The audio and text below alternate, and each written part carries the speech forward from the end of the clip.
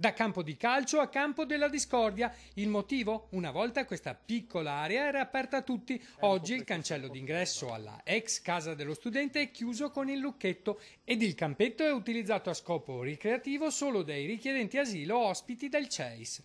Così almeno denuncia l'ex vice sindaco leghista nonché presidente del quartiere centro Giovanni Braido. Questo spazio, ammonisce, deve tornare ad essere aperto a tutti nel nome della vera integrazione. Ma non direi proprio della discordia, è un campo dove generazioni di ventenni, trentenni, quarantenni vittoriesi di ogni ideologia e di ogni estrazione sociale ha sempre giocato in questo campo. E adesso?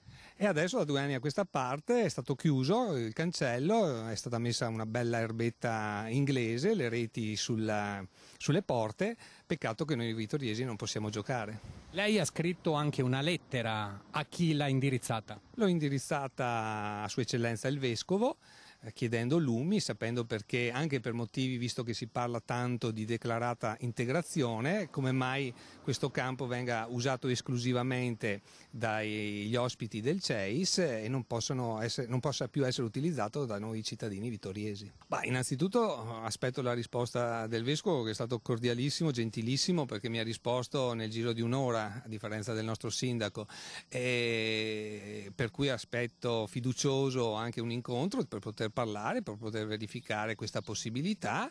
Ma la risposta del sindaco di Vittorio Veneto, Roberto Tonon, non è tardata ad arrivare. Il campetto non è ad uso esclusivo di qualcuno, è un campetto della diocesi che correttamente e giustamente ha concesso ai profughi. Probabilmente chi fa inutilmente polemica forse avrebbe bisogno di un po' di attività fisica per allertare un po' di più il cervello.